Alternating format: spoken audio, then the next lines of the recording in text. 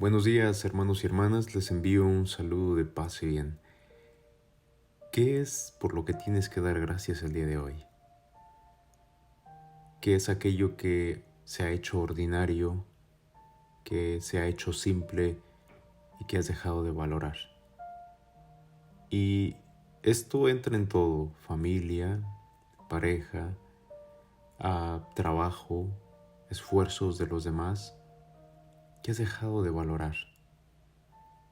El día de hoy es a lo que te invito, a que te enfoques en algo positivo, en algo por lo que tengas que dar gracias a Dios, en algo que quizás hacía mucho que no te acordabas y que ni siquiera valorabas.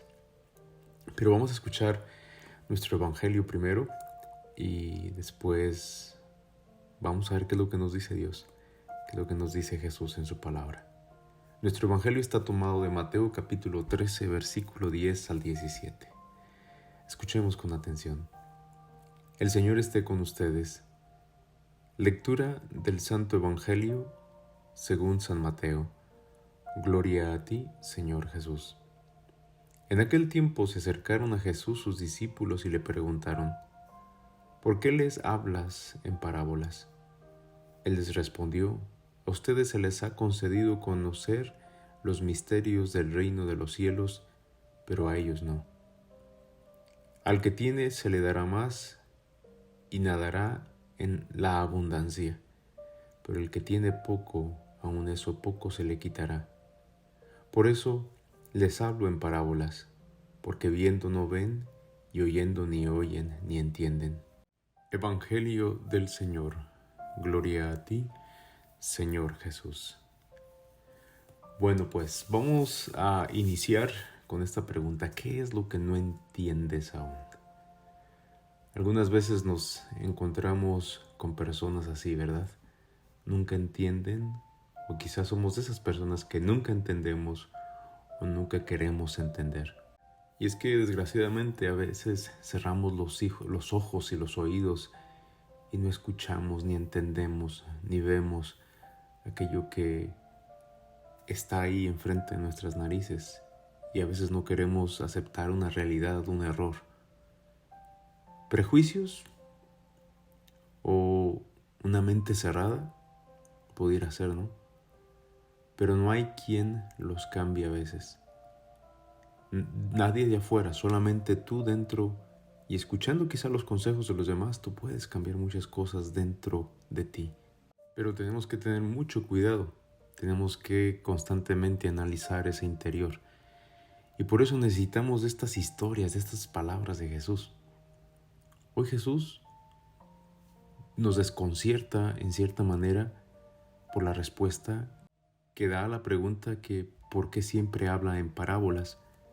Los discípulos y Jesús habían llegado a casa después de aquella mañana o tarde a la orilla del lago donde Jesús había ido desgranando, iba contando, ¿verdad?, una serie de parábolas para hablarles del reino de Dios. Habían entendido todos lo que Jesús les había querido anunciar. La pregunta que ahora hacen a Jesús los discípulos más cercanos, a aquel pequeño grupo que se reunía siempre en torno a Jesús, a quienes había llamado de manera especial o se habían ofrecido para seguirle siendo sus discípulos, puede aquí detonar también que ellos no terminaban tampoco de entender, porque quizá no era sencillo entender el mensaje de todas aquellas parábolas, de aquellos ejemplos que Jesús les iba dando, que les iba compartiendo. Y Jesús les dice que les habla en parábolas porque hay gente que escucha sin entender, mira sin ver, porque quizás no ven ni entienden algo que esté un poco más allá de sus narices. Y es que han bloqueado su corazón, se han cerrado, no quieren escuchar, no quieren abrirse a algo nuevo que Jesús les está proponiendo. Aún siguen sin entender aquellas palabras que Jesús les dice cuando les habla del reino de Dios. ¿Y qué es lo que va a pasar? Que muchos van a seguir sin entender y así van a ir hasta el final. ¿No preguntaban sus mismos discípulos más cercanos en los momentos previos a la ascensión si había llegado ya la hora de la restauración de Israel? Seguían con aquella imagen, como les diré, como que malentendida, confusa, que tenían del mismo misterio del Mesías. No entendían todavía, seguían soñando en el reino o en los reinos, en los poderes de este mundo, porque hasta el último momento andaban aún peleándose por los primeros puestos. Seguían sin entender. Y a pesar de que Jesús les daba todo eso, les daba todas esas enseñanzas, les compartía, a pesar de las parábolas, hoy en día creo que tenemos que preguntarnos si nosotros habremos entendido bien lo que es el reino de Dios. ¿Lo estamos entendiendo o tratamos de entenderlo todos los días? No seguiremos soñando con los poderes, ¿cómo te diré? Los poderes de este mundo.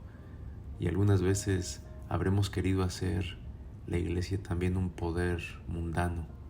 O que muchas veces vemos una iglesia corrompida en la que buscamos poder, en la que vemos obispos que quieren que sean tratados como pues reyes o sacerdotes que quieren ser especiales. A veces en verdad nos falta escuchar, a veces no vemos.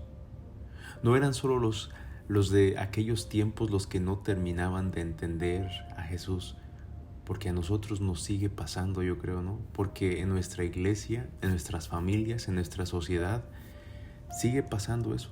No entendemos y no escuchamos.